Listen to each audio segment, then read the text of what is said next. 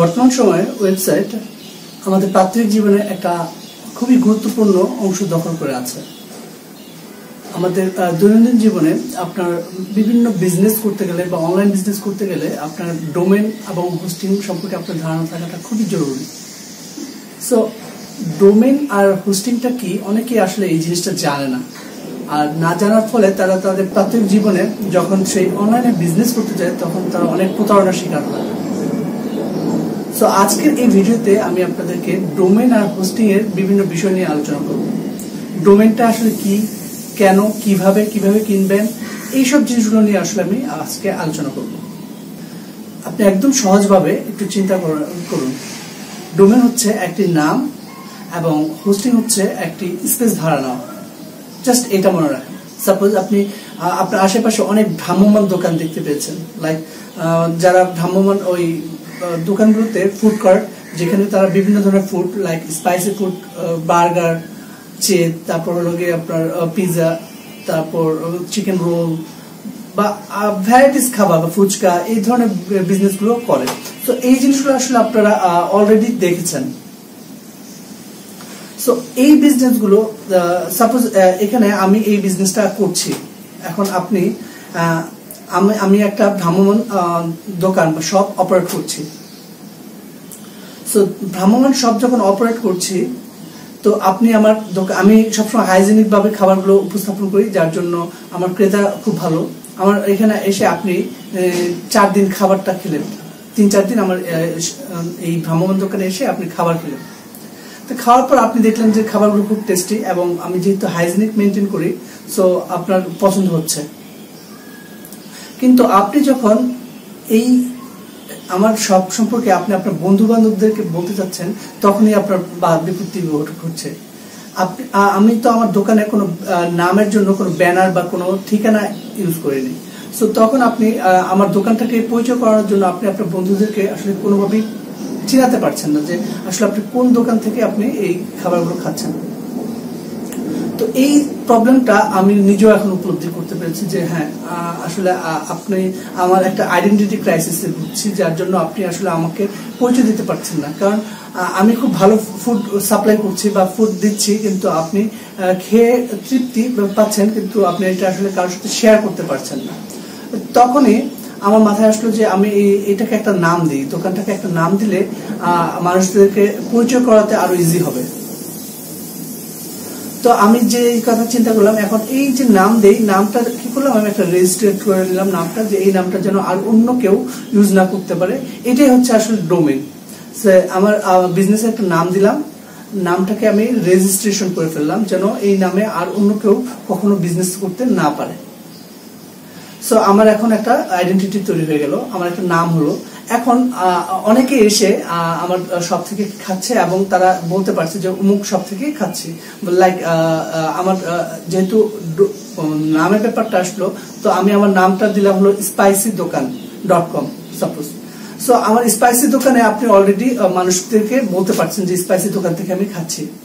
তো এখন আমি চিন্তা করলাম যে আপনি এই স্পাইসি দোকানে যখন আপনি খাচ্ছেন, স্পাইসি দোকানে আমি আসলে মানুষদেরকে বসিয়ে খাওয়াতে যাচ্ছি।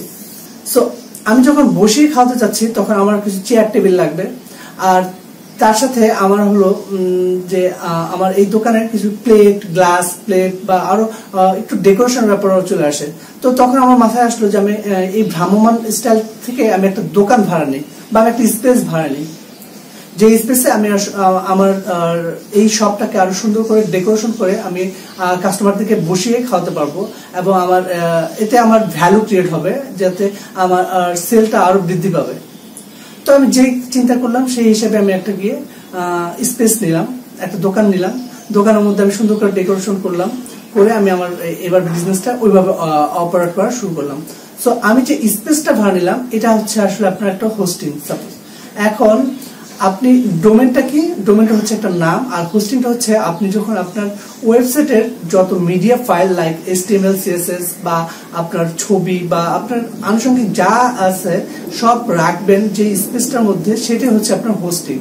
সো এখন আপনি হয়তো বুঝতে পারছেন যে ডোমেন এবং হোস্টিং দুটো আলাদা বিষয়। ডোমেনটা হচ্ছে নাম আর হোস্টিংটা হচ্ছে স্পেস ভাড়া নেওয়া। সো আপনি স্পেস যখন ভাড়া নিচ্ছেন, এখন আপনি চাইলে ডোমেন এবং হোস্টিং দুইটা এক কোম্পানি থেকে নিতে পারেন, আবার চাইলে আপনি এই দুইটাকে দুই জায়গা থেকেও নিতে পারেন।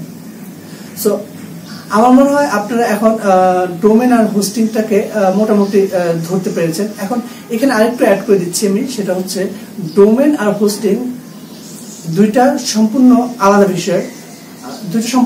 বিষয়, বাট একজন আরেকজনের সাথে ওতপ্রোতভাবে জড়িত। সো শুধু ডোমেন দিয়ে যেমন আপনি বিজনেস করতে পারবেন না, শুধু হোস্টিং দিয়েও আপনি আসলে বিজনেস করতে পারবেন না। সো আপনার বিজনেস করার জন্য আপনাকে দুইটাই লাগবে, ডোমেনও লাগবে আবার হোস্টিংও লাগবে। সো ডোমেন এবং হোস্টিং যখন লাগবে আপনি এখন এটা দুই জায়গা থেকে কিনতে পারেন, চাইলে দুই জায়গা থেকে কিনতে পারেন, আবার চাইলে এক জায়গা থেকেও কিনতে পারেন। সো এটা টোটালি ডিপেন্ড করবে আপনি কার থেকে বা কিভাবে কিনছেন। এখানে আমি একটু বলে দিচ্ছি যে আমার এই ডিসক্রিপশনে আমি কিছু ডোমেনের লিঙ্ক দিয়ে দিচ্ছি, আপনি চাইলে ওখান থেকে ডোমেন কিনতে পারেন, এবং হোস্টিং এর লিঙ্ক দিয়ে দিচ্ছি, আপনি ওখান থেকে হোস্টিং কিনতে পারেন। আপনারা মোটামুটি রিলায়েবল তাদের থেকে আপনার ডোমেন হোস্টিং কিনলে পরে আমার মনে হয় না আপনাদের আর কোনো প্রবলেম হবে। আর যদি আপনি বাইরে পেমেন্ট করার অপশনটা না থাকে তখন হয়তো আপনি চাইলে আমি আপনাকে এই পার্সোনালি হেল্প করতে পারবো এই বিষয়গুলোতে। সো ডোমেনটা যখন কিনবেন তখন আপনার খেয়াল রাখতে হবে যে বাংলাদেশের প্রেক্ষাপটে আমি যখন দেখেছি যে ডোমেন যখন একজন বিজনেসম্যান কিনে বা বিজনেস ওনার কিনে তখন ডোমেনটা নিয়ে সে বিজনেস করতে থাকে। সো একটা পর্যায়ে পরে যখন তার বিজনেসটা একটু এক্সপান্ড হয়, একটু বড় হয়, তখন করে কি যে যার থেকে ডোমেনটা কিনেছে সে অনেক সময় ব্ল্যাকমেলিং করে। লাইক আপনি তখন আপনার ডোমেনটা চাইলেই অন্য হোস্টিং এ বা আপনার ডোমেন এবং হোস্টিংটাকে মুভ করাতে পারেন না, কারণ তখন তারা এক্সট্রা চার্জ চেয়ে বসে বা বিভিন্নভাবে আপনাকে হ্যারাসমেন্ট করে।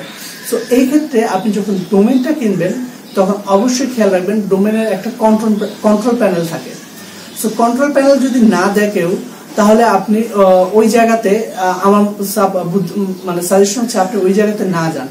আরেকটা জিনিস হলো যদি কন্ট্রোল প্যানেল না দেয় সেক্ষেত্রে আপনাকে ডোমেনের একটা ইউনিক কোড থাকে, অথেন্টিক কোড বলি আমরা, ওই অথেন্টিক কোডটা যদি দিয়ে দেয়, ওই অথেন্টিক কোডটা যদি আপনাকে দিয়ে দেয় তাহলে আপনার চলবে, কারণ ওই অথেন্টিক কোড দিয়ে আপনি চাইলেই ডোমেনটাকে মুভমেন্ট করাতে পারবেন, যে কোনো রেজিস্টার থেকে অন্য রেজিস্টারে নিয়ে যেতে পারবেন। সো ডোমেনের আসলে আপনি যখন কারোর থেকে ডোমেনটা কিনেন তখন আসলে আপনাকে এক্স্যাক্টলি একটা অথেন্টিক কোড কিনেন, ওই কোডটাই হলো আপনার আসলে মেইনলি ডোমেন। সো আপনি যখনই www.umuk.com sample.com কিনেন, তো এই ডোমেনটা কেনার পর আপনাকে একটা অথেন্টিক কোড দেয়। সো ওই কোডটা আপনি সবসময় প্রিজার্ভ করতে চেষ্টা করবেন, অথবা যার থেকে ডোমেনটা কিনবেন সে যদি কন্ট্রোল প্যানেল না দিতে পারে তবে আপনি তার থেকে ওই অথেন্টিক কোডটা নিয়ে নেবেন, তাহলে হলো আপনার ডোমেনটা সিকিউর অ্যান্ড সেফ রইল। আর হোস্টিংটা আপনি চাইলে যখন তখন মুভমেন্ট করতে পারবেন, এবং হোস্টিং নিয়ে আপনার আসলে কোনো টেনশন করার কিছু নেই, এটা একটা স্পেস। সো এই স্পেসটা আপনি চাইলেই যে কোনো জায়গা থেকে কিনতে পারেন। সো আপনি আরেকটা জিনিস খেয়াল করবেন যে ম্যাক্সিমাম মানুষ আপনাকে সাজেশন দিবে যে ডোমেন কেনার জন্য গোড্যাডি, একদম নাম করে দিচ্ছি গোড্যাডি থেকে আপনি দেখবেন কি অনেক সময় অনেক চিপ রেটে ডোমেন কিনতে পারেন। তো তখন এসে কি হয় যে যারা নতুন ডোমেন বা হোস্টিং কিনতে চায় তাদের কাছে প্রশ্ন জাগে যে এখানে যদি এত চিপ রেটে থাকে তাহলে আমি অন্য জায়গায় এত বেশি দামে কেন কিনি। এখানে একটু খেয়াল করবেন, গোড্যাডি ডোমেন গুলোর প্রাইসটা সচরাচর খুবই কম দেয়, কারণ আপনাকে মার্কেটিং পারপাসে, লাইক আপনি যখন তার থেকে ডোমেনটা কিনবেন, এক বছর পর বিজনেস করে যখন আপনি পরের বছর রিনিউ করতে যাবেন, তখন ওই ডোমেনটা ওরা চার্জ প্রায় 2 গুণ বা 3 গুণ করে দেয়। তো আপনার কি হয়, এটা আপনার প্রাইসিংটা বেশি হয়ে যায়। লাইক আপনি বাংলাদেশ না, শুধু পৃথিবীর সব জায়গায় ডোমেন প্রাইস সচরাচর 1000 থেকে 1500 টাকার মধ্যেই হয়। তো কেউ যদি আপনাকে বলে যে আমি 500 টাকায় কিনে দিব, আপনাকে 400 টাকায় কিনে দিব, আপনি প্রলুব্ধ হয়ে আপনি কিনে ফেলার পর কি হলো, আপনি যখন এটা আপনার বিজনেসটা এক্সপান্ড হলো, তখন দেখবেন কি যে আপনি একটা পর্যায়ে পরে আপনি লাইক 1 বছর পরে আপনি যখন ওর থেকে ডোমেনটা রিনিউ করাতে যাবেন, তখন ও আপনি থেকে 2000 টাকা চার্জ করে বসবে এই ডোমেনের জন্য। তখন আপনার আসলে আপনি নিজে একটু ক্যালকুলেশন করলে বুঝতে পারবেন যে আসলে আপনার 1 বছরের জন্য যে ও 400 টাকা নিচ্ছে, পরের বছরে 2000 মানে হলো 2400 টাকা হয়ে যাচ্ছে 2 বছরে। সো আপনি 1000 টাকা করে যদি ডোমেন কিনতে 2 বছরে আসলে 2000 বা 1100 টাকা করে 2200 বা 1200 টাকা করে ডোমেন কিনলে 2400 হতো। আপনার পরবর্তী প্রতি বছর আসলে ও আপনাকে চার্জ করবে এরকম 2000 বা 2000 টাকা করে। তো আপনার আসলে কি প্রাইসিং গুলো আপনি যদি একটু ক্যালকুলেশন করেন তখন দেখবেন অবশ্যই ও খুব হাই প্রফিট মার্জিনে আপনার থেকে ডোমেনটা সেল করছে। সো যখন ডোমেনটা কিনবেন তখন অবশ্যই আপনি এই সব বিষয়গুলো একটু খেয়াল করবেন। আর হোস্টিং এর ব্যাপারটা সেম, হোস্টিংটা অনেক সময় অনেকে লাইফ টাইম আপনাকে একটা সার্টেন প্রাইসের মধ্যে দিয়ে রাখবে। অবশ্য প্রত্যেকটা জিনিসই আপনাকে ইয়ারলি রিনিউ করতে হবে। সো ইয়ারলি যখন রিনিউ করতে হবে তো আপনার প্রাইসটা অবশ্যই এটা আসলে আপনি ভ্যারি করবে। সো আপনি যখন হোস্টিংও কিনতে যাবেন তো আপনি এগুলো আগে একটু শুরুতেই আপনি এগুলো নিয়ে চিন্তা করবেন এবং আপনি এগুলোর উপর বেসিস করেই আপনি আসলে ডিসিশনটা নেবেন। সো ডোমেন এবং হোস্টিং নিয়ে আমার মনে হয় আমি আর বেশি কিছু বলবো না এখন।